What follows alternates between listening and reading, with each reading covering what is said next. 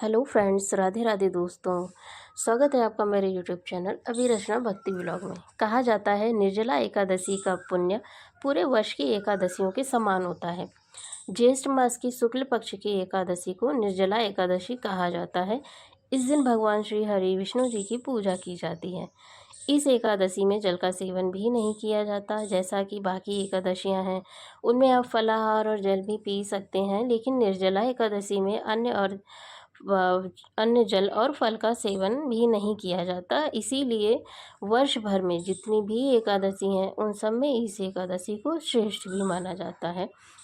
इसे सबसे कठिन भी माना जाता है, क्योंकि ज्येष्ठ मास में तपती गर्मी रहती है और इतनी गर्मी में निर्जल रहकर व्रत करना एक तपस्या के समान है। तो इसका फल भी बहुत अधिक होता है। अगर आप ये व्रत करते हैं तो इसका फल भी आपको बहुत अधिक मिलता है। ऐसा कहा जाता है कि अगर आप पूरे वर्ष भर में किसी भी एकादशी का व्रत नहीं करते हैं और मात्र निर्जला एकादशी का व्रत कर लेते हैं तो आपको पूरे वर्ष भर की एकादशी का संपूर्ण फल प्राप्त हो जाता है।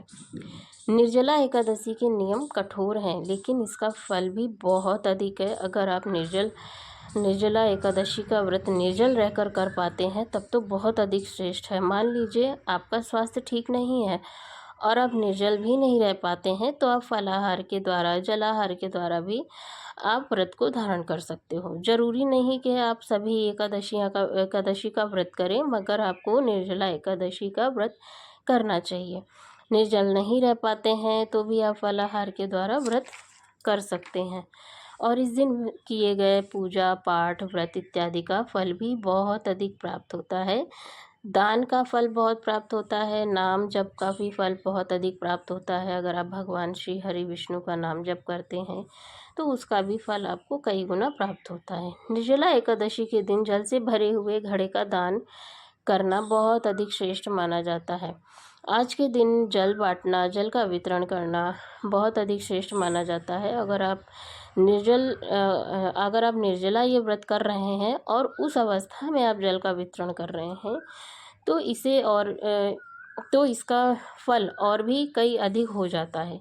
ज्येष्ठ मास की शुक्ल पक्ष एकादशी प्रारंभ हो रही है आपकी 6 जून 2025 सुबह 2:15 और तिथि समाप्त होगी 7 जून 2025 को सुबह 7:47 पर। निर्जला एकादशी का व्रत 2 दिन रखा जाएगा आपका।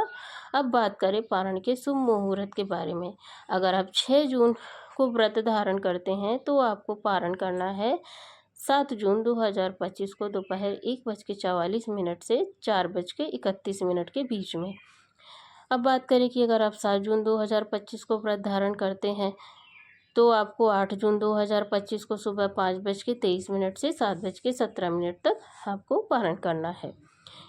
इस एकादशी के एक दिन पहले दसवीं तिथि का पालन किया जाता है। ऐसे में दसवीं तिथि को शुद्ध और सात्विक भोजन लेना चाहिए। भूमि में आपको शयन करना चाहिए और ब्रह्मचर्य का पूर्ण रूप से पालन भी करना चाहिए। एकादशी के दिन व्रत धारण करना है और द्वादशी के दिन व्रत का पारण करना है। निर्जला एकादशी से जुड़ी अगर आपके कोई भी प्रश्न हो तो कमेंट बॉक्स में आप लिख सकते हैं। निर्जला एकादशी के दिन आप व्रत को जरूर धारण करें। इसमें आपका जो जितनी भी एकादशी वर्ष भर में पड़ती हैं उन सभी एकादशियों का फल आपको पूर्ण रूप से प्राप्त होता है। ये तो मिलती हूँ आपसे अगली वीडियो में। प्लीज़ मेरे वीडियो को like, share, comment and subscribe करें। जय श्री राधे।